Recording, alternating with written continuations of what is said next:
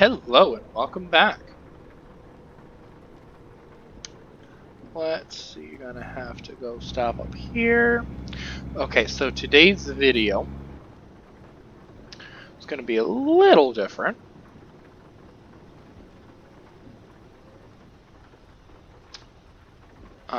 But it's important that we all understand what to do when you are pulled over by the police.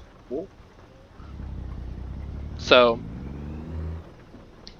if you are pulled over by the police,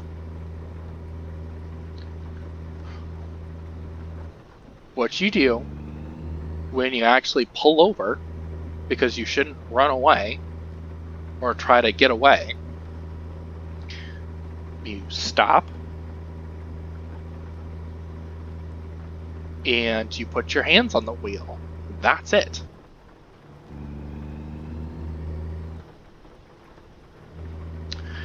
If you are asked to get out of the vehicle, you ask for permission to unbuckle your seatbelt. Permission to unbuckle my seatbelt. And then you ask for permission to open the door. Or that's what you should do. Because you're not surprising the police. You're not doing anything fishy or sketchy. You may not necessarily need permission to open the door, but you should at least ask for permission to unbuckle your seatbelt. Whenever you're dealing with the police and they pulled you over, you need to ask them permission to do anything. Unless they can completely see you and you're outside of the vehicle. If they say something, if they say sit down, you sit down. If they say lean up against my vehicle or lean up against your vehicle, you do it. You don't argue with them. You don't question. All of that stuff is to be done in court. All of that stuff is to be done later. You have the right to a lawyer, and you can use that right. You don't have to say anything that will incriminate you. You shouldn't lie to them. If they ask you, if you're doing drugs,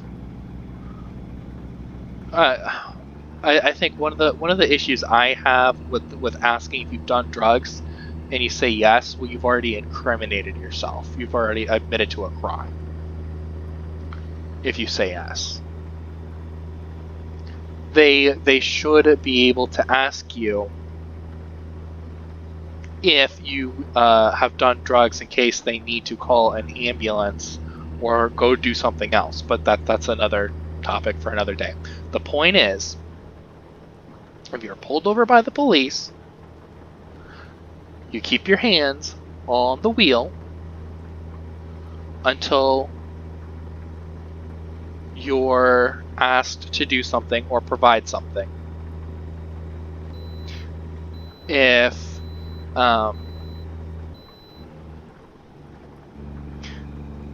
they say, okay, I need your wallet and your registry, need your license and registration, you can ask permission to reach in my wallet, or my permission to reach in my pocket. That's where my wallet is. Permission to reach in the glove box. That's where the registration is. There's absolutely no problem with that. Especially if it makes you more comfortable, because you want full transparency when you are dealing with the police. You don't want any surprises, because the second you give them a surprise, or they feel you are being sketchy, that's when crap goes down and things go south very quickly. You want to know how to live after how to stay alive during a police encounter. You don't threaten them. You don't run away. You don't make things harder than what they have to. You listen to them. You don't argue. You don't question.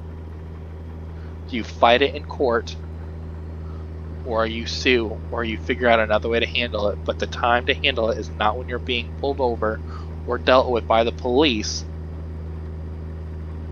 because that's when bad things happen. And resisting arrest is another charge. It can be another charge.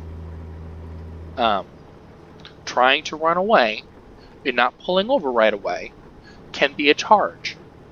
You don't want a charge. You don't want a criminal record. You don't want a criminal history. The most you can prevent it. So there's that. All right. Well, thank you for watching, and see you later. Bye.